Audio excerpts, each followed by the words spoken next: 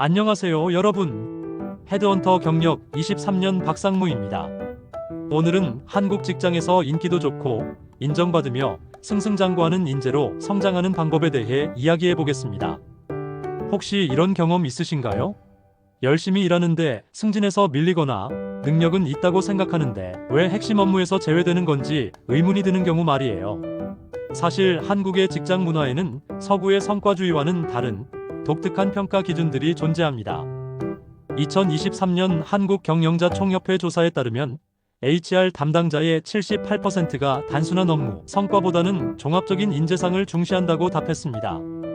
그렇다면 한국 직장에서 잘 나가는 진짜 인재가 되기 위해서는 어떤 자질들이 필요할까요? 오늘 제가 소개할 7가지 키워드는 모두 기억으로 시작합니다. 꾼, 끼, 꼴, 깡, 꾀, 끈, 꿈. 이 7가지만 제대로 이해하고 실천한다면 여러분도 분명 진짜 인재로 성장할 수 있을 거예요. 파트 1. 승승장구 인재 7가지 키워드. 1. 꾼 전문성과 프로의식. 첫 번째는 꾼입니다. 여기서 꾼은 자신의 분야에서 전문성을 인정받는 프로페셔널을 의미합니다. 한국직업능력연구원의 2024년 연구에 따르면 승진자의 84%가 특정 분야의 전문성을 핵심 역량으로 보유하고 있었다고 합니다. 단순히 업무를 처리하는 것이 아니라 그 분야의 전문가로서 인정받는 것이 중요하죠. 꾼이 되기 위한 구체적인 실천 방법을 알려드릴게요. 첫째, 지속적인 학습입니다. 매월 최소 1개 이상의 세미나나 온라인 강의를 수강하세요. 특히 자신의 업무와 직접 연관된 최신 트렌드를 놓치지 마세요. 둘째, 성과를 수치로 입증하는 습관을 기르세요. 열심히 했습니다가 아니라 매출을 15% 증가시켰습니다. 업무 효율성을 30% 개선했습니다처럼 구체적인 데이터로 말하세요. 셋째, 동료들이 어려운 문제가 생겼을 때 자연스럽게 여러분을 찾아오도록 만드세요. 이것이 바로 전문가로서의 입지를 다지는 방법입니다. 하지만 주의할 점도 있습니다. 전문성에만 매몰되어 다른 부서와의 협업을 소홀히 하거나 전문가 의식이 오만함으로 변질되면 오히려 역효과가 날 수 있어요. 끼 재능과 매력. 두 번째는 끼입니다. 여기서 끼는 타고난 재능과 사람을 끌어당기는 매력을 의미합니다. 2023년 국정감사에서 공개된 자료에 따르면 대기업 임원진의 92%가 커뮤니케이션 능력과 개인적 매력을 핵심 리더십 요소로 꼽았습니다. 한국 직장에서는 단순히 일만 잘하는 사람보다 일도 잘하면서 사람들이 함께 일하고 싶어하는 사람이 더 높이 평가받습니다. 끼를 발휘하는 구체적인 방법을 알려드릴게요. 첫째, 회의나 발표에서 스토리텔링을 활용하세요. 단순한 데이터 나열이 아니라 왜 이 프로젝트가 중요한지, 어떤 가치를 만들어낼 수 있는지를 이야기로 풀어내세요. 둘째, 적절한 유머 감각을 발휘하세요. 긴장된 회의 분위기를 부드럽게 만들거나 어려운 내용을 쉽게 설명할 때 센스 있는 비유나 농담을 활용하면 좋습니다. 셋째, 자신만의 독특한 관점이나 아이디어를 제시하세요. 모든 사람이 비슷한 의견을 낼 때 창의적이고 참신한 시각을 보여주는 것이 바로 끼입니다. 단, 주의해야 할 점은 과도한 끼는 오히려 가벼워 보일 수 있다는 것입니다. 특히 상급자 앞에서는 적절한 선을 지키는 것이 중요해요. 3. 꼴 인품과 스타일. 세 번째는 꼴입니다. 여기서 꼴은 외적인 스타일과 내적인 인품이 조화를 이룬 모습을 의미합니다. 흥미로운 통계가 있습니다. 한국리서치가 2024년에 실시한 직장 내 신뢰도 조사에 따르면 응답자의 67%가 첫인상과 평상시 태도가 업무 신뢰도에 직접적인 영향을 준다고 답했습니다. 한국 직장에서는 여전히 외적인 모습과 태도가 매우 중요하게 평가됩니다. 이는 단순히 겉모습만의 문제가 아니라 그 사람의 내적 품격을 반영한다고 보기 때문입니다. 꼴을 갖추는 구체적인 방법을 알려드릴게요.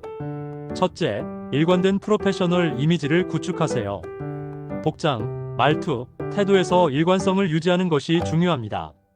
가끔 캐주얼하게 입는 것도 좋지만 기본적으로는 신뢰를 줄 수 있는 정돈된 모습을 유지하세요. 둘째, 예의와 배려를 갖춘 태도를 습관화하세요. 엘리베이터에서 먼저 인사하기, 회의실에서 문을 잡아주기, 후배에게 따뜻한 조언, 건네기 등 작은 행동들이 모여서 인품을 만듭니다. 셋째, 어려운 상황에서도 품격을 잃지 마세요. 스트레스를 받거나 갈등 상황에서도 감정적으로 반응하지 않고 차분하고 논리적으로 대응하는 모습이 진정한 꼴입니다. 하지만 주의해야 할 점은 너무 외적인 것에만 치중하면 껍데기만 번지르르하다는 평가를 받을 수 있고, 자신만의 스타일을 너무 고집하면 조직 문화와 충돌할 위험이 있다는 점을 주의하세요. 4. 깡 도전 정신과 성실성. 네 번째는 깡입니다. 여기서 깡은 어려운 일에도 굴복하지 않는 도전 정신과 끝까지 해내는 성실성을 의미합니다. 삼성경제연구소의 2023년 보고서에 따르면 성공한 리더들의 공통점 중 하나가 실패를 두려워하지 않는 도전 정신이었다고 합니다. 조사 대상 리더들의 89%가 커리어 초기에 실패 경험을 가지고 있었지만 이를 학습의 기회로 활용했다고 답했습니다. 한국 직장에서는 안정성을 추구하는 문화가 강하지만 동시에 위기 상황에서 앞장서는 사람을 높이 평가합니다. 깡을 기르는 구체적인 방법을 알려드릴게요. 첫째, 새로운 프로젝트나 고난도 업무에 적극적으로 지원하세요. 다른 사람들이 기피하는 일일수록 여러분이 성장할 수 있는 기회가 될 수 있습니다. 둘째, 실패했을 때의 대응 방식을 미리 준비하세요. 실패 회고 학습 재도전의 사이클을 체계적으로 구축하는 것이 중요합니다. 셋째, 단기적인 성과에 일희일비하지 말고 장기적인 관점에서 끈기 있게 목표를 추진하세요. 특히 한국 직장에서는 묵묵히 오래 버티는 힘을 매우 중요하게 생각합니다. 단, 주의해야 할 점은 무모한 도전은 조직에 피해를 줄 수 있으니 반드시 리스크 관리 능력을 함께 키워야 하고, 도전에만 집중하다가 기본 업무를 소홀히 하면 신뢰를 잃을 수 있다는 점을 명심하세요. 5. 꾀 지식과 창의성. 다섯 번째는 꾀입니다. 여기서 꾀는 폭넓은 지식을 바탕으로 한 창의적 사고력을 의미합니다. 한국생산성본부의 2024년 조사에 따르면 기업들이 가장 아쉬워하는 직원의 능력 1위가 창의적 문제 해결력이었습니다. 전체 응답 기업의 73%가 이 능력의 부족을 지적했습니다. AI 시대에 접어들면서 단순한 업무 처리보다는 창의적이고 융합적인 사고가 더욱 중요해지고 있습니다. 꾀를 기르는 구체적인 방법을 알려드릴게요. 첫째, 독서 습관을 기르세요. 자신의 전문 분야뿐만 아니라 인문학, 예술, 과학 등 다양한 영역의 책을 읽으세요. 월 3권 이상의 독서를 목표로 하되 업무와 직접 관련 없는 책도 포함시키세요. 둘째, 문제 해결 시 기존 방식을 답습하지 말고 항상 더 좋은 방법은 없을까를 고민하세요. 브레인스토밍, 마인드맵, 디자인 싱킹 등 창의적 사고 기법들을 적극 활용하세요. 셋째, 다른 업계나 분야의 사례를 자신의 업무에 적용해 보세요. 예를 들어 게임 업계의 유저 경험을 금융 서비스에 적용하거나 스포츠팀의 전략을 마케팅 캠페인에 활용하는 식으로 말이죠. 하지만 주의해야 할 점은 아이디어만 많고 실행력이 부족하면 말만 앞선다는 평가를 받을 수 있고, 지식을 과시하려는 태도는 동료들의 반감을 살 수 있다는 점을 주의하세요. 6. 끈 네트워크와 관계. 여섯 번째는 끈입니다. 여기서 끈은 조직 내외부의 든든한 네트워크와 신뢰관계를 의미합니다. 매우 흥미로운 통계가 있습니다. 잡코리아가 2023년에 실시한 승진 요인 분석 조사에 따르면 승진자의 78%가 사내 네트워킹이 승진에 결정적인 도움이 되었다고 답했습니다. 여전히 한국 직장에서는 인간관계가 매우 중요한 성공 요인입니다. 하지만 여기서 말하는 관계는 단순한 술자리 네트워킹이 아닙니다. 업무적으로 서로 도움을 주고받을 수 있는 진정한 신뢰관계를 말하는 것입니다. 끈을 만드는 구체적인 방법을 알려드릴게요. 첫째, 부서 간 협업을 적극적으로 추진하세요. 자신의 업무 영역을 넘어서 다른 부서의 업무도 이해하고 필요할 때 도움을 줄 수 있는 관계를 만드세요. 둘째, 외부 업계 네트워킹에도 신경 쓰세요. 업계 세미나, 포럼, 동문 모임 등을 통해 회사 밖의 전문가들과도 꾸준히 관계를 유지하세요. 셋째, 멘토멘티 관계를 활용하세요. 선배로부터는 조언을 구하고 후배에게는 도움을 주는 상호 성장의 관계를 만드는 것이 중요합니다.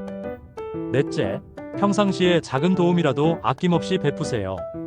급할 때만 도움을 청하는 것이 아니라 평소에 먼저 손을 내미는 사람이 되어야 합니다. 단, 주의해야 할 점은 인간관계가 이익 위주로만 보이면 신뢰가 깨질 수 있고, 너무 넓은 인맥 관리에 에너지를 낭비할 필요는 없다는 점을 주의하세요.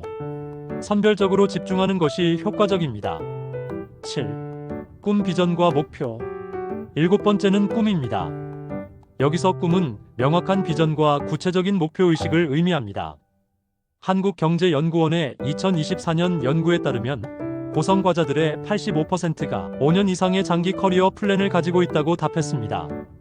단순히 주어진 업무만 처리하는 것이 아니라 자신만의 명확한 방향성을 가진 사람들이 결국 핵심 인재로 성장한다는 것이죠. 꿈을 구체화하는 방법을 알려드릴게요. 첫째, 1년, 3년, 5년 단위로 커리어 로드맵을 설정하세요. 각 시기마다 달성해야 할 구체적인 목표와 필요한 역량을 명확히 정의하세요.